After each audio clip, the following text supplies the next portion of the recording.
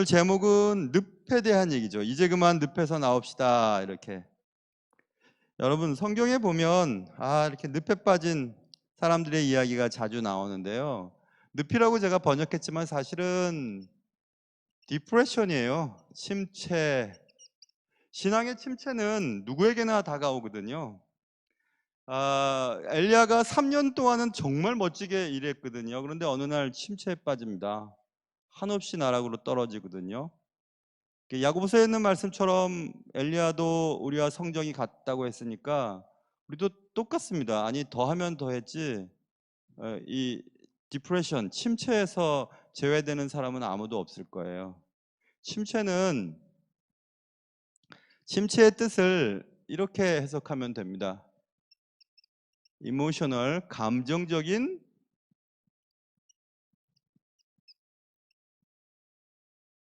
일너시즈라고 하죠. 병들. 그러니까 감정의 병이 왔을 때 침체에 빠집니다. 육체가 아파서 그런 게 아니에요. 감정의 병이 온 거, 그게 침체거든요. 침체는 헤어나오려고 애를 쓰면 더 빠져버립니다. 그래서 제가 침체를 그냥 디프레션을 늪이라고 해놓고 풀어보려고 하는 거거든요. 늪은 다 우리가 빠질 수 있는, 인생을 살아가다 보면 빠질 수 있는 것이에요. 근데 이 디프레션, 늪이 왜 큰 문제가 되냐 하면, 영어에서 at time이면은 정각 혹은 일시적인 어떤 한 번 이런 뜻이거든요. 그런데 이 늪에 빠지는 일이 정해진 시간에 한 번에 끝나고 마는 적이 한 번도 없어요.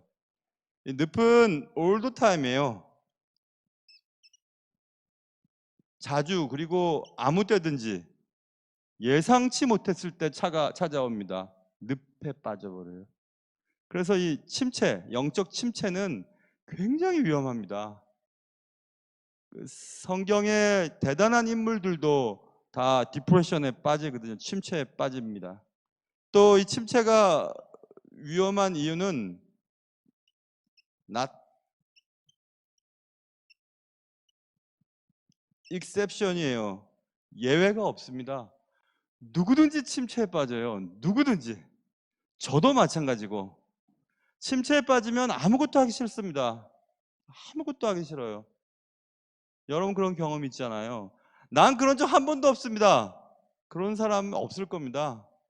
인간이 아니거나 잘 몰라서 그렇지. 침체가 그래서 참 위험합니다. 그래서 제가 침체를 늪이라고 하는 말로 생각해 보면서 이 침체에 빠졌을 때 우리가 어떻게 하면 좋을 건가 하는 얘기들을 오늘 해보려고 합니다. 성경에서 침체에 빠진 많은 사람들의 이야기가 나오지만 우리가 매우 극적인 장면을 살펴볼 수 있는 것은 역시 엘리야죠. 엘리야가 침체에 빠지다니, 엘리야가 늪에 빠지다니. 근데 늪에 빠지는 조건이 있습니다. 늪에 빠지는 조건이 만족되면 누구나 늪에 빠져요. 누구나 침체에 빠지게 돼요. 누구나 디프레션에 빠지게 되거든요. 그러면 언제 늪에 빠지나? 엘리야의 경우를 보면서 우리가 뽑아낸 거거든요. 이것은 지금 공부하는 얘기는 릭 워렌 목사님의 글을 참조했습니다. 거의 대부분을 참조했어요. 지난 시간에 제가 워렌 위어스비 거라 그랬는데 제가 말 잘못했죠. 릭 워렌 목사님의 글이었었어요. 지난 시간에 공부했던 내용도. 릭 워렌은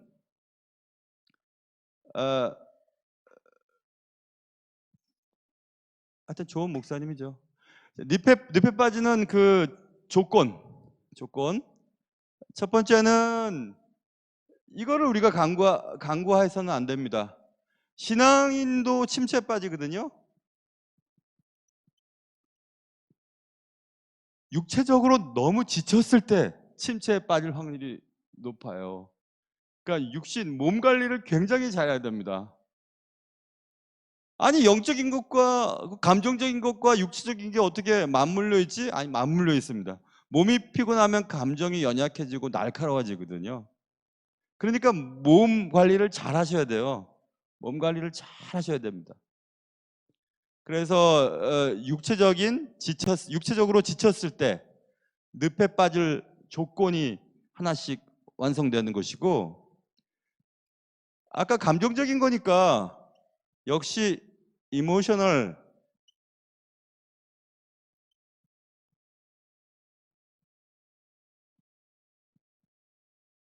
exhausted도 고갈됐다는 뜻이거든요.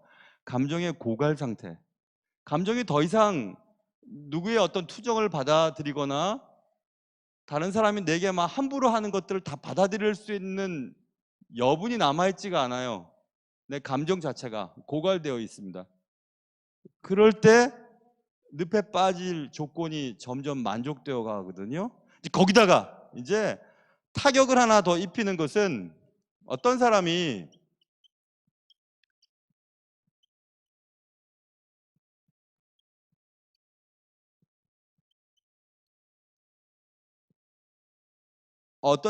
비평하고 비난하고 욕하고 위협하고 이럴 때 침체에 빠져버려요. 세 가지 조건 제가 지금 말씀드렸습니다. 그래서 육체적으로 여러분 관리를 잘 하셔야 돼요.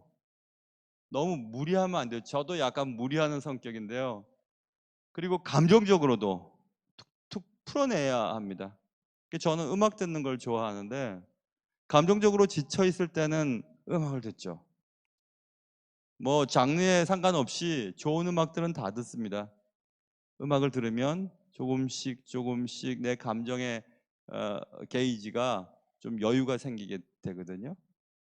그리고 사람들의 비평, 사람들의 비난, 위협, 이런 것들이 사람을 침체에 빠지게 만들거든요. 지금 엘리야가 딱 그랬습니다. 3년 동안 대단한 사역을 했지만 이세벨, 우리가 읽었지만 이세벨이 너 죽여버릴 거야, 뭐 이렇게 얘기하고, 또 그동안 3년 동안 일하느라 쉬지를 못했습니다. 감정적인 고갈 상태도 이제가 좀 있다가 이제 배우게 될 텐데, 그렇기 때문에 쉬어야 돼요. 쉬어야 됩니다. 주중에 주의를 지키듯이 또 이렇게 가르치는 일을 하는 뭐 교수나 또 저처럼 이제 목회자나 선교사님들이나 이런 분들도 쉬어야 되죠. 저도 내년 지나면 다시 또 안식년이잖아요. 그러니까 내년 저 열심히 보세요. 후년에 저 없을 겁니다. 후년에 또 쉬어야 돼요. 쉬어서 또 저를 충전을 시켜야 또 6, 7년 또 일할 수 있으니까. 그래서 내후년 결혼할 애들도, 나 목사님 없으니까 너네 결혼 나 잠깐 들어왔을 때 해라. 그래서 막 4월에 할 애들 5월로 제가 막 연기시켜 놓고 막 그랬습니다. 너 목사한테 주례받으려면 그렇게 해라. 안 그러면 못해. 막 그렇게 했어요.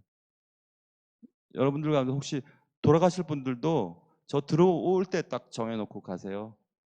미리 가시면 제가 어떻게 할 수가 없잖아요. 그렇죠. 그러니까 꼭 그렇게 하세요. 전 내후년 계획 말씀드렸습니다. 1월 달에 잠시 업무 보고 2월 달에 떠나서 2, 3, 4 하다가 5월 달에 잠깐 지난번처럼 5월 달에 한 달 동안 일 보다가 6, 7, 8 또 쉬고 공부하고, 이번에는 한 9개월 쉬려고 그래요. 1년까지는 못 쉬더라도.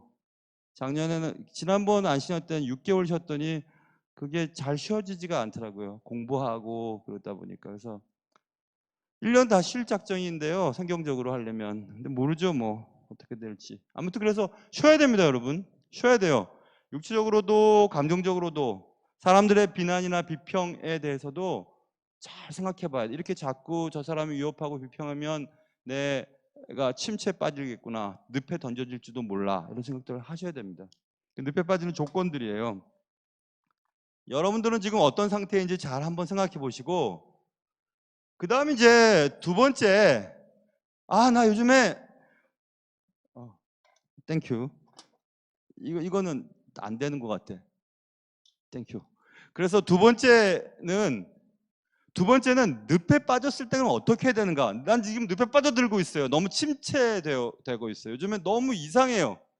공부도 하기 싫고, 교회도 가기 싫고, 밥도 하기 싫고, 일도 하기 싫고, 그리고 어떤 책 제목처럼 남편만 보면 화가 나고 막 그런 거 있잖아요. 그 저도 조심합니다. 제 집사람한테 안 띄려고. 띄면 또 그냥 그럴까봐 피해 다니죠. 그 남편만 보면 화난다는 책도 있잖아요, 제목이. 그러면 아무튼 그랬을 때 어떻게 되는가? 늪에 빠져 있을 때 어떻게 되는가? 늪에 빠져 있을 때 어떻게 되는지, 늪에서 나오는 방법에 대한 얘기겠죠. 이를 뺀 다음에 자꾸 발음이 새갖고 너무 죄송해요. 제가 스스로 그걸 느껴요. 발음이 자꾸 샌다. 옆으로 발음이 막 새서 죄송한데 뭐 다시 어떻게 해보겠죠. 자, 늪에 빠져 있을 때 어떻게 해야 되는지 한번 생각해 보려고 합니다. 자, 첫째는요.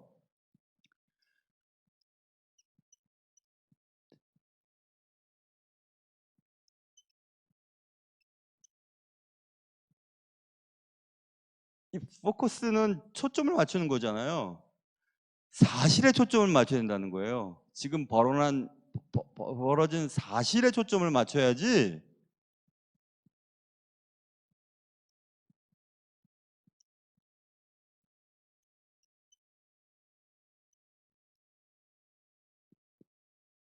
여러분의 감정에 초점을 맞추면 안 되는 거예요. 잘 생각해 보세요. 지금 어떤 벌어진 사실이 한 요만큼인데 그 벌어진 사실 때문에 기분이 이만큼 나빠요. 그러면 기분이 이만큼 나쁘기 때문에 이만큼 나쁜 행동을 해버린다니까요. 그건 침체에 빠져서 더 늪에 빠지는 사람들의 특징입니다. 여러분 잘 생각해 보세요. 지금 벌어진 일이 어느 정도인지, 사실이 어느 정도인지를 생각해야 되지, 그것 때문에 내가 받은 상처나 기분 나쁜 이것에 집중을 하다 보면 침체에 빠질 확률이 매우 높습니다. 2절을 한번 띄워보세요. 오늘 읽은 말씀에 2절 말씀. 2절 말씀이에요. 2절 말씀을 읽어보겠습니다. 시작. 이세벨이 사신을 엘리야에게 보내어 이르되 내가 내일 이맘때에는 반드시 내 생명을 저 사람들 중 한 사람의 생명과 같게 하리라. 그렇게 하지 아니하면 신들이 내게 벌 위에 벌을 내림이 마땅한지라 하니라. 여기 없애지 마세요. 여기서 보면 이세벨이 다짐하잖아요. 내일 이맘때까지 네 생명을 저 사람들 중 한 사람의 생명과 같게 하리라. 그러니까 죽여버리겠다는 겁니다. 내일 이맘때쯤까지.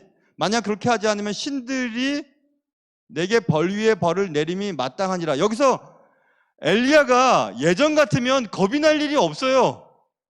내일이 지났는데도 아무 일도 벌어지지 않고 그 다음 일이 또 벌어지지 않았거든요. 엘리야는 한참 오랫동안 죽지도 않습니다. 그리고 신들이 내게 벌 위에 벌을 내림이 마땅하니라. 엘리가 생각할 때 이세벨이 믿는 신들은 다 헛개비예요. 아무것도 아닙니다. 그런 사실에 집중했으면 엘리야가 두려워하지도 않았을 텐데 그런 사실에 집중을 하지 못합니다. 4절에 한번 보세요. 4절 한번 띄워보실래요? 4절 한번 읽어볼게요. 시작. 자기 자신은 광야로 들어가 하룻길쯤 가서 한 로뎀 나무 아래에 앉아서 자기가 죽기를 원하여 이르되 여호와여 넉넉하오니 지금 내 생명을 거두시옵소서. 나는 내 조상들보다 낫지 못하니이다 하고. 자, 없애지 마세요. 여기서 하룻길쯤 가요. 그럼 이제 하루가 지났잖아요. 그러면 내가 내일 이맘때 널 죽이지 않으면 신들이 내게 벌 위에 벌을 내릴 거다. 이렇게 이세벨이 얘기했잖아요. 그러니까 이제 지나버린 거예요. 사실은 그런 겁니다. 사실은 그런데 이세벨이 얘기한 일 때문에 자기가 지금 굉장히 두려운 거예요. 그러니까 사실에 집중하지 아니하고 자신의 감정에 두려운 거죠. 지금 자신의 감정에 초점을 맞추니까 침체에 빠지는 겁니다. 이제 스스로 죽으려고 그래요. 죽임을 당하는 게 아니라 내가 스스로 죽겠다고 얘기하고 있습니다. 그게 사실에 초점을 맞추지 않고 감정에 초점을 맞춘 사람들의 특징이에요. 4절의 전반전 부분. 그래서 여러분, 감정이 상해서 어떤 일을 결정하면 낭패를 봅니다. 감정이 연약한 사람들이 있어요. 조금만 감정이 상하면 아무 일도 하기 싫어합니다. 감정하고 사실하고 같이 가면 안 돼요. 감정이 사실을 끌고 가면 안 됩니다. 사실이 감정을 컨트롤해야 되거든요. 그래서 감정이 약한 사람들이 있습니다. 나 기분 나빠? 그래 버리면 이제 끝나는 겁니다. 그런 사람들. 그런 사람들 굉장히 위험합니다. 그런 사람들이 있어요. 그래, 사실에 집중을 하세요. 지금 내게 일어난 사실이 과연 내가 두려워할 만한 일인가? 내가 이만큼 화가 날 일인가? 이것 때문에 내가 정말 아무것도 못할 일인가? 그게 사실인가? 아니면 그것 때문에 내가 기분이 나빠서 이런 건가? 그 사람이 나를 기분 나쁘게 하고 막 너무 기분이 나쁜 거예요. 막 죽겠는 겁니다. 근데 그 사람이 한 말만 생각해 보면 나도 그런 말 할 수 있었잖아. 다른 사람한테 얼마든지 그럴 수 있었는데 그 사실에 집중을 해야 되는 겁니다. 제가 지금 하는 말 잘 기억해 보세요. 사실에 집중을 하라. 그 다음에 뭘 하지 말래요?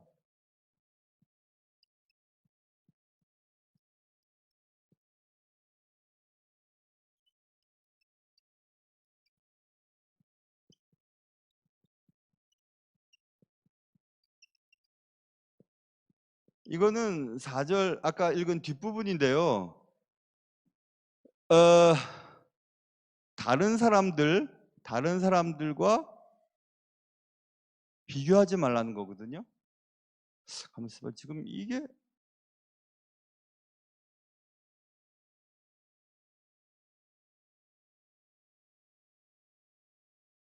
이게 뒷부분에 있는 그거 얘기거든요. 보세요.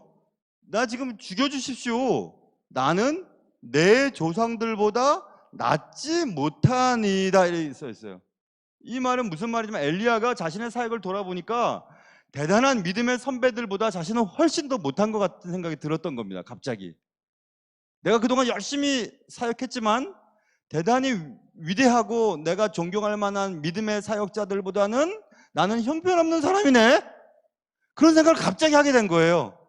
조상들보다 넉넉하지, 난 조상들보다 못합니다. 조상들보다 낫지 못합니다. 그러니까 다른 사람들과 자기를 비교하면서 낙심에 빠져버리는 거거든요. 지금 이 얘기를 해야 되겠네. 그래서 여기 지금 아까 사실에 집중을 하고 너의 감정에 집중을 하지 말아라 이랬잖아요. 왜냐하면 이 감정에 집중을 하면 우리의 마음속에 나는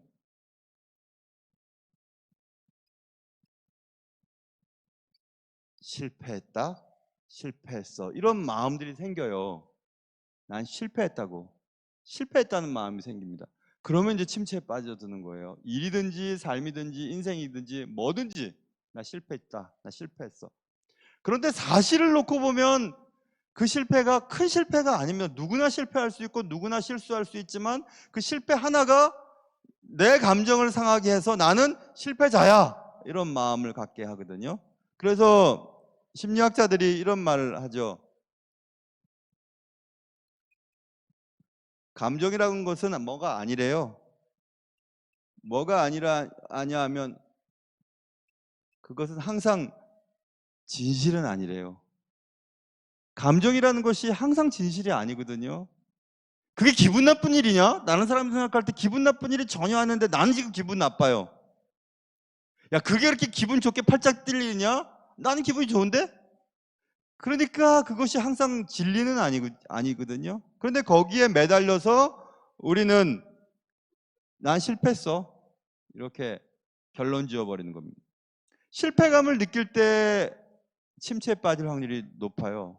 그 늪에 계속 빠져듭니다. 난 실패했어. 내 인생은 끝이야. 실패했어. 제가 의외로 그 마음이 약하지만 또 어떤 부분은 강해요. 약한 부분은 사람들 힘든 건 제가 못 보고 또 강한 거는 제가 실수한 거 잘 잊어버립니다. 잘 잊어버리는 이유는 거기에 빠져 있는다고 해서 지나간 실수를 되돌릴 수가 없기 때문에 그런 거거든요. 되돌릴 수 없는 걸 뭐 거기에 매여 있겠어요. 지나간 일인데. 근데 사람의 관계는 해결해 보려고 노력하면 되돌릴 수가 있잖아요. 관계 회복을. 그런데 일어난 사실은 돌이킬 수가 없거든요. 그런데 우리는 사실에 집중을 하기보다는 감정에 집중을 하다 보니까 자꾸 실패감이 느껴지고 실패감 때문에 침체에 빠지게 되는 것입니다. 그런 얘기고 이제 부연 설명하는 겁니다. 두 번째는 다른 사람과 비교하지 말아라. 이런 얘기를 제가 말씀드렸죠. 그런데 여러분, 우리가 꼭 기억해야 될 것이 있어요.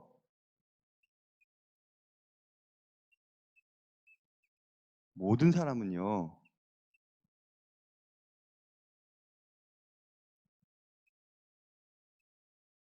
유니크해요.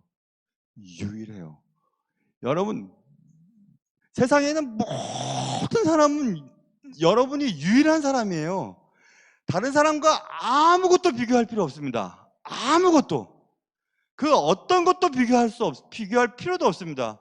키, 외모, 지식, 생각, 능력, 감정, 아무것도 비교할 필요가 없으면 여러분은 세상에 유일하게 존재하는 한 사람이거든요. 한 사람인데 그 유일한 한 사람이기 때문에 세상에서 둘도 없는 가치가 있어요. 다이아몬드가 왜 가치 있는데요? 희귀하니까. 희귀하니까 가치가 있는 거죠. 여러분, 제가 어릴 때 우표 수집 많이 했거든요. 저도 저기 중앙 우체국 거기에 새로 우표 나오면 뭐 줄을 새벽부터 쫙 서가지고 그거 우표 그거 한 장 산다고 막. 지금은 뭐 아무 가치가 없는데 그 왜 그런 가치를 그 값을 결정하냐면 희귀성 때문에 그런 거 아니겠습니까? 그런데 온 세상에 하나밖에 없어요. 하나밖에 없는 게 누구냐면 여러분이에요. 여러분은 세상에 둘도 없습니다. 하나예요. 딱 하나. 하나기 때문에 여러분 자체로서 그냥 너무 소중하고 너무 귀하고 너무 아름답고 너무 대단한 거거든요. 그런데 다른 사람과 자꾸 비교하니까 나는 가치가 없어. 그 사람이 나보다 더 갖고 있는 것이 분명히 있을 겁니다. 그런데 그것 보고 나를 비교한 후에 나는 저 사람이 가진 것보다 갖고 있는 게 없으니까 나는 쓸모없는 놈이야. 그래서 이런 감정들은요, 나는 쓸모없어, 이런 마음을 갖게 하거든요. 여러분의 요즘의 삶 속에 난 정말 아무짝에도 쓸모없어, 여기도 쓸모없고 저기도 쓸모없고 부모님께도 난 쓸모없는 놈이고 나는 회사에도 쓸모없고 나는 교회에서도 쓸모없고 나는 정말 도대체 쓸모가 없어. 다른 사람에 비해서는 쓸모없다는 생각들 자꾸 넣어줘요. 그럼 침체에 빠집니다. 쓸모없기는 뭐가 쓸모없어요? 여러분은 여러분 스스로 자체가 귀한데 아무것도 안 해도 여러분 하나님께 귀합니다. 아무것도 안 해도 귀합니다. 제가 목사이잖아요. 목사는 성도들 어떤 분들 좋아하는지 아세요? 늘 예배 드리는 자리에 그냥 앉아 계신 분들이 제일 귀합니다. 뭐 하겠다고 막 떠들고 막 자기 뜻대로 안 하면 막 시끄럽고 소리 지르고 막. 그런 사람들은 교회를 시끄럽게만 만듭니다. 제발 좀 가만히 계시라고. 그냥 예배 드리고 기도하고 말씀 듣는 그 자리에 계시라고. 그런 분들이 제일 고맙거든요. 하나님 눈에도 마찬가지겠죠. 하나님의 나라를 위해서 우리가 큰 사역을 감당하고 대단한 일을 하는 것을 하나님 기뻐하실까요? 아니에요. 그냥 하나님의 자녀로서 하나님이 주신 삶을 포기하지 않고 그냥 살아가는 것, 그것을 하나님 너무 좋아하시거든요. 그러니까 여러분, 비교하지 마세요. 절대로 내 자신과 다른 사람과 비교할 필요 없습니다. 그는 그거 나는 나죠. 그거 가진 것을 내가 가질 수가 있나요? 그거 가지지 못한 것도 내가 갖고 있는데. 그런데 우리는 항상 남이 가진 것이 내게 없으면 화가 나요. 내가 있는 것을 다른 사람이 다 가졌을 것이라고 생각합니다. 그렇지 않아요. 하나님은 온 세상에 유일하게 여러분을 만드셨다니까요. 각자를. 누구하고도 비교할 필요 없습니다. 누구하고도. 그것을 아이들에게 가르쳐 주셔야 돼요. 여러분, 무슨 남들이 다 가는데 못 가서 그게 그 사람의 가치가 사라집니까? 아니에요. 그는 그로서 그냥 가치 있는 존재입니다. 그러니까 비교하면 안 돼요. 늪에 빠져 있을 땐 내가 비교했나? 다른 사람과 지금 비교하고 있나? 내가 가지지 못한 것을 힘들어하고 있나? 이렇게 내가 생각해야 됩니다. 늪에서 빠져나오려면 그렇게 해야 돼요. 그 다음에 세 번째는 이것도 하지 말아야 될 부분인데요.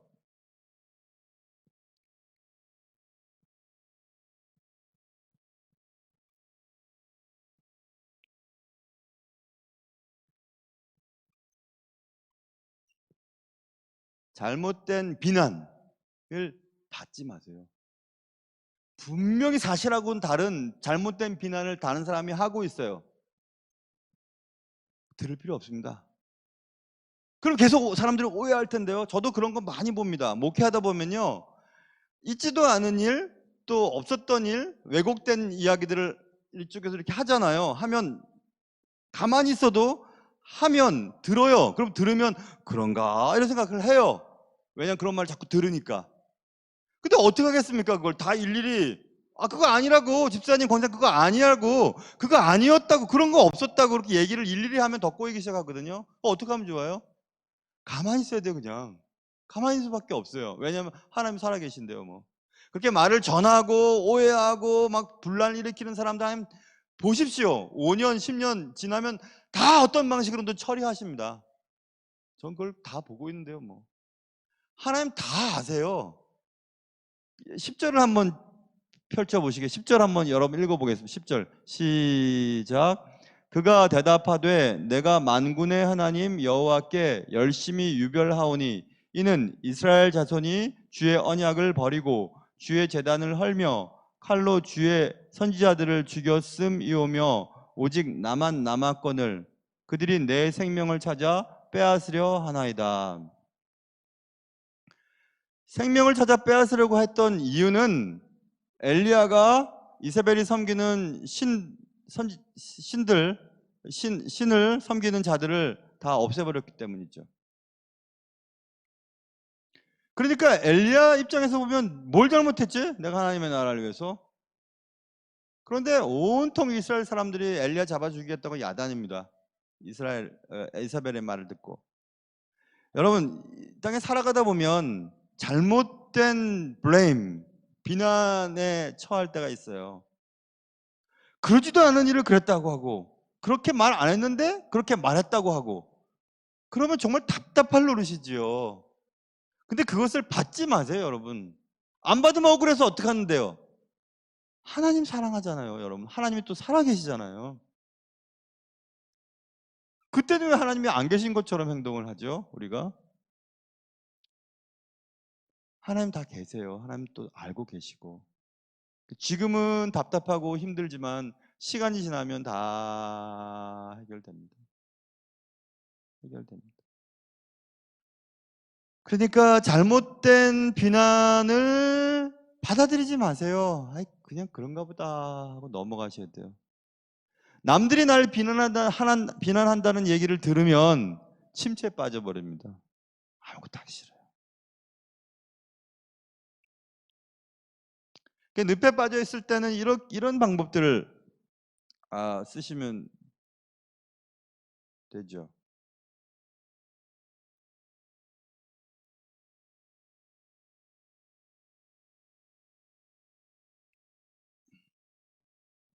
오케이, 이것만 해요.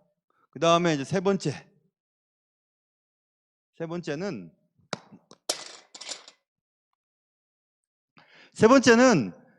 늪에 빠진 자들을 그러면 하나님은 뭘 하시는데? 하나님이 도와주셔야 할 거 아니겠어요? 우리도 노력을 하지만 늪에 빠졌을 때 하나님은 어떻게 하시는가? 하나님이 하시는 방법. 지금 엘리야의 삶을 통해서 우리가 공부하고 있죠. 자, 하나님께서는요. 엘리야가 이제 침체에 빠졌습니다. 죽을 지경입니다. 죽을 지경이에요. 밥도 못 먹고 막 내뺐잖아요. 걸음만 날 살려라 하고 막 내뺐었어요. 그런데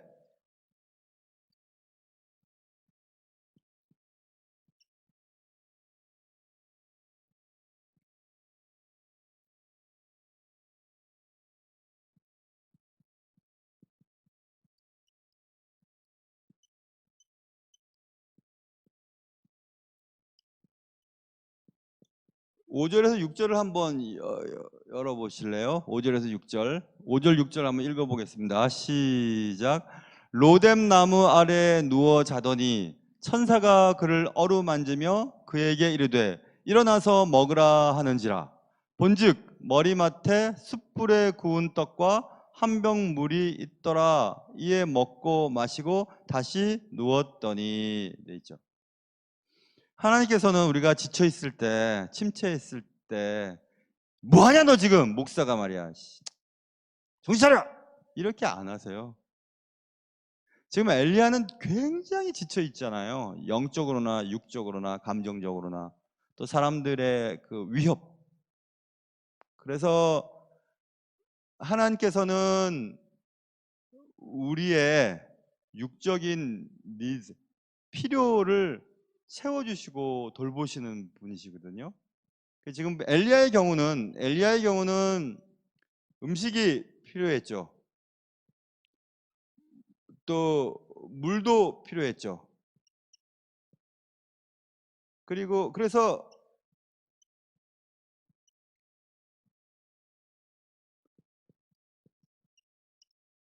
좀 릴렉스 하는 것도 필요했죠. 그리고 지금 우리가 읽은 것처럼 잠도 또 필요했어요. 여러분 무시하면 안 되거든요. 제가 이거 잘 못해요. 항상 잠이 부족해요. 항상 잠이 부족한 것 같아요. 그래서 여러분 잠도 잘 주무셔야. 제가 참 잘 못 자는 사람이 그런 얘기하면 죄송한데 잠도 잘 주무셔요. 그럼 어떻게 되냐면 깨어 있을 때 일을 집약적으로 하셔야 돼요. 깨어 있을 때, 눈 떠 있을 때 이런저런 일을 많이 하고 그 다음엔 쉬어야 되죠. 밥도 잘 드시고. 제가 이런 말 할 자격은 없는데 저도 밥을 제때 잘 안 먹는 스타일이긴 한데, 아무튼 엘리야의 아까 육적으로 지쳐 있을 때 침체에 빠진다 했잖아요. 그래서 주님은 우리가 육의 몸을 입고 있는 자라는 걸 알고 계세요. 그래서 육의 필요를 돌보도록 하세요. 그러니까 우리가 육적으로 지쳐 있다는 것을 빨리 깨닫고 잠을 자야 할지, 물을 마셔야 할지, 음식을 먹어야 할지, 좀 몸을 좀 이완시켜야 될지, 휴식을 취해야 할지를 아셔야 돼요.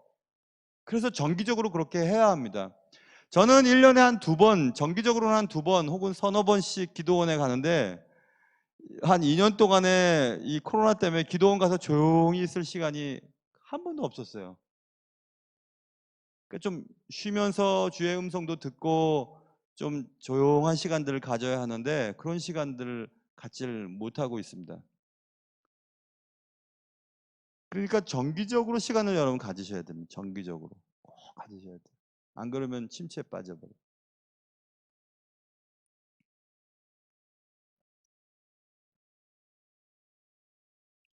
그리고 그 다음에 이제 주님께서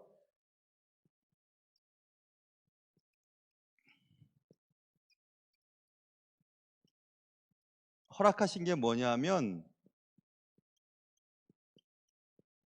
8절부터 10절까지를 한번 띄워보세요. 8절부터 10절 한번 여러분 읽어보세요. 여러분 성경 읽을 때나 찬송 부를 때 또박또박 그 의미를 생각하면서 읽으면 그게 마음에 확 와닿았거든요. 찬양 부를 때도 마찬가지, 성경 읽을 때도 마찬가지입니다. 같이 한번 읽어보겠습니다. 시작. 이에 일어나 먹고 마시고 그 음식물의 힘을 의지하여 40주 40야를 가서 하나님의 산 호렙에 이르니라. 엘리야가 그곳 굴에 들어가 거기서 머물더니 여호와의 말씀이 그에게 임하여 이르시되 엘리야야 내가 어찌하여 여기 있느냐. 그가 대답하되 내가 만군의 하나님 여호와께 열심히 유별하오니 이는 이스라엘 자손이 주의 언약을 버리고 주의 제단을 헐며 칼로 주의 선지자들을 죽였음이오며 오직 나만 남았거늘 그들이 내 생명을 찾아 빼앗으려 하나이다. 여러분 지금 엘리야가 자기의 속에 있는 마음, 서운한 마음, 또 느꼈던 것들, 또 알고 있는 것들을 다 하나님께 쏟아냅니다. 다 하나씩 하나씩. 꿍꿍 앓고 있지 않고 하나님께 다 그의 분노를 다 쏟아내요.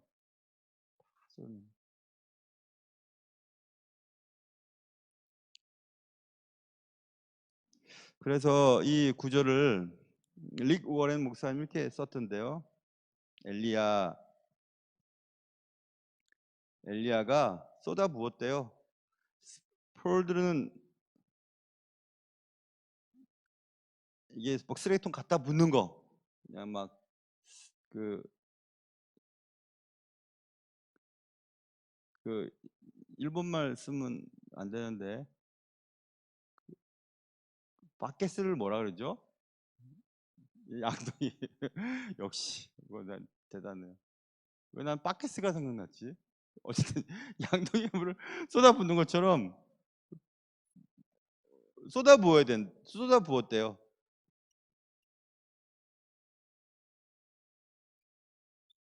지금 우리가 빨리 천천히 읽어보면 8절에서 10절에 엘리야가 그의 내면의 감정, 나 이렇고 막 하는 거를, 그 모든 걸 하나님 앞에 쏟아붓는 거예요. 쏟아 부어버리는 거죠. 그러니까 여러분 기도할 때 다른 사람이 기도 들으면 어떡하나 이런 생각이 들 때 있잖아요. 그러니까 독방 가서 혼자 가서 그냥 기도하라는 겁니다. 거기서 마음 다 쏟아놓고. 함께 기도할 때 큰 소리로 또박또박 기도하면 다 듣습니다. 다 들어요. 내 기도 안 하고 저 사람 뭐 기도하면 다 듣습니다. 저도 옛날에 그랬거든요. 어쩌나 제가 기도에 불이 붙었는지 얼마나 크게 막 기도했는데 담임 목사님 사모님이 어느 날 저를 부르시든지 강 목사 좀 작게 기도하라고. 강 목사 기도 때문에 내 기도가 안 된다고. 그래서 기도 어떻게 해요? 그 기도 그냥 크게 어차피 하다 보면 크게 나오는데요. 그랬더니 강 목사 좀 기도 좀 작게 하라고 그렇게 얘기했는데, 그때는 제가 젊어가지고 에이, 기도하는 것까지도 뭐라 그러시네 했는데 지금 생각해 보니까 대단히 잘못했었어요.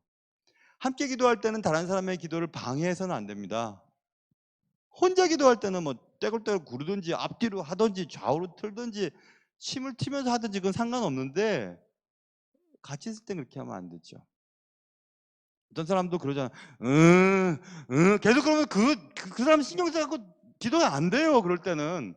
그러니까 같이 기도할 때는 조용히 기도하세요. 그냥 통성 기도할 때는 크게 같이 기도하고.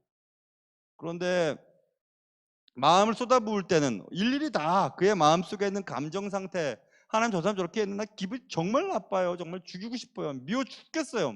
다 얘기하세요. 하나님께 다 쏟아부으세요. 하나도 남김없이. 양동이의 물을 다 갖다 붓듯이 말입니다. 그래서 하나님께 여러분의 분노를 다 던져버리셔도 하나님도 그거 받으세요. 그래서 늪에서 빠져나오기를 하나님이 기뻐하시거든요. 그거. 또 세 번째는 하나님께서는 여기다 써야 되네. 하나님께서는 그런 늪의 경험을 통해서 우리에게 새로운 것을 사실 가르쳐 주세요.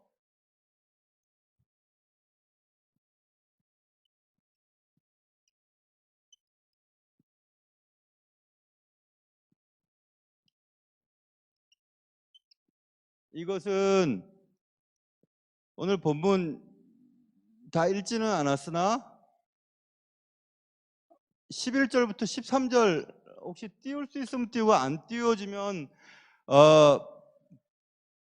그 뒷부분에 보면 그거죠. 그 이제 동굴에서 하나님께 막 마음을 쏟아놓고 하나님이 어디 계신가 하고 이제 있는데 막 바람이 막 붑니다. 그리고 막 땅이 막 흔들리죠. 그래서 바람이 막 불고 윈드, 그 다음에 지진이 일어나고 earthquake, 불이 막 있고, 근데 주님이 안 계시고요. 분명히 주님이 계신 줄 알았거든요. 쿵쿵쿵, 이게 하나님의 임재가 지진이죠. 발바닥 아프라. 그리고 바람이 훅 불면 뭐가 임재하는 느낌이잖아요. 불 가운데 임재하시고. 근데 하나님 안 계시는 거예요. 그리고 한참을 지나서 조용한 스몰 보이스, 조용한 소리가 들리기 시작합니다. 그 소리는 매우 젠틀 위스퍼라는 단어가 쓰였어요. 아주 친절하게 속삭이는 소리였습니다. 야, 엘리야는 깨달았어요.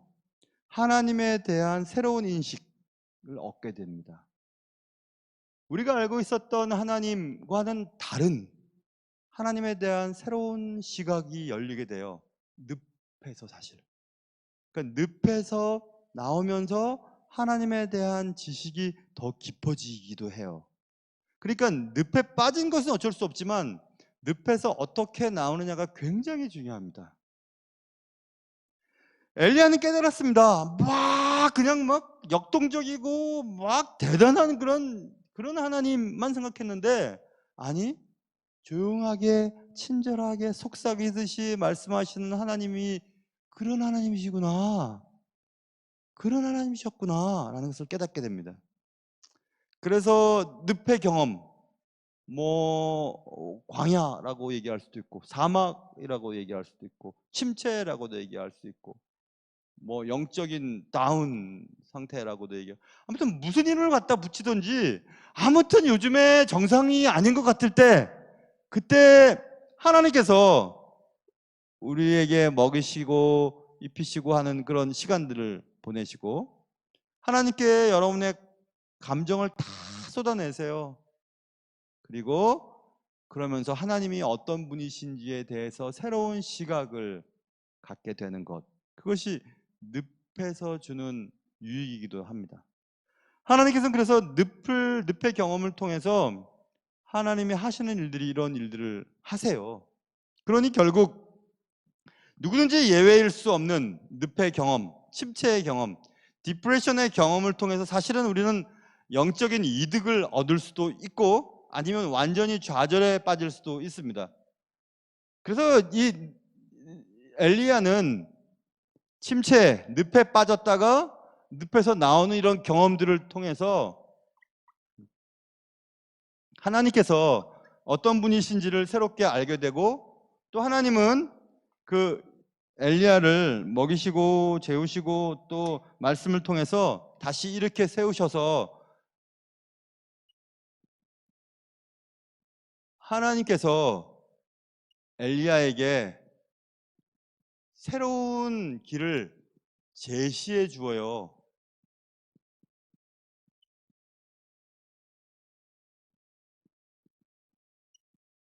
이것은 15절, 16절 뒷부분에 있는데, 하나님께서 엘리야, 저기 써 있는 거 한번 읽어 보실래요? 15절, 지금 잘 저는 안 보이는, 그냥 15절, 16절 저기 있는 거 보세요. 여러분 보시면 하나님께서 엘리야에게 새로운 이제 디렉션을 제공해 주시는데, 그것은 야, 빨리 일어나, 빨리 일어나서 너 아람에 가서 하사엘을 왕으로 세워라. 아람 왕 하사엘을 기름 부어 세워라. 또 이스라엘 빨리 가갖고 예후를 왕으로 세워라. 그리고 너의 후계자 엘리사를 세워라. 이렇게 말씀하세요. 그런 새로운 사명을 부여받자 엘리야는 이제 내가 해야 될 일이 남아 있었네 하고 다시 힘을 내서 가요. 늪에서 빠져나오게 됐죠. 여러분, 우리가 늪에 빠져서 오랫동안 있는 이유는 뭘 해야 될지 모르고 내가 할 일을 지금 모르기 때문에 그런 거거든요. 그러니까 매일매일 그냥 하루하루 사는 게 재미가 없는 거예요.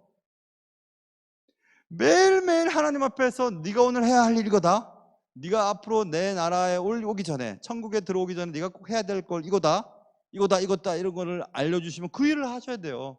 야, 너 지금 오면야 너랑 등지고 있었던 그 사람하고는 어떡할래? 너 천국 가갖고 미안해서. 그러면 그 사람이랑 오늘 다 깨끗하게 해결해라.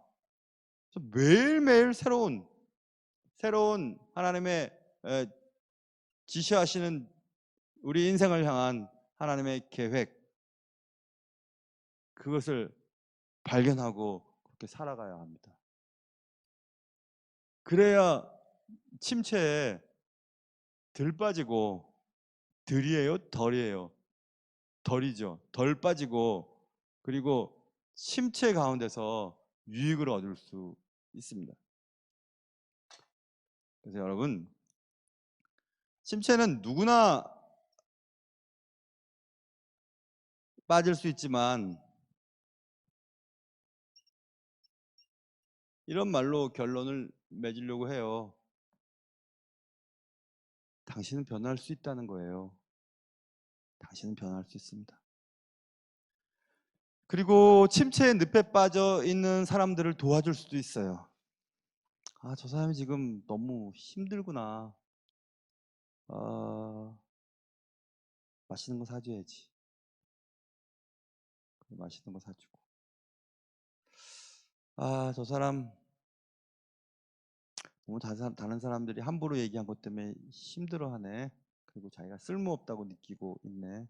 그럼 옆에 가서 얘기하는 겁니다. 너는 정말 진짜 멋진 놈이야.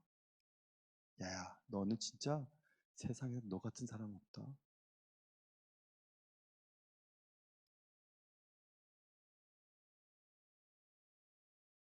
뭐 그런 거 말입니다.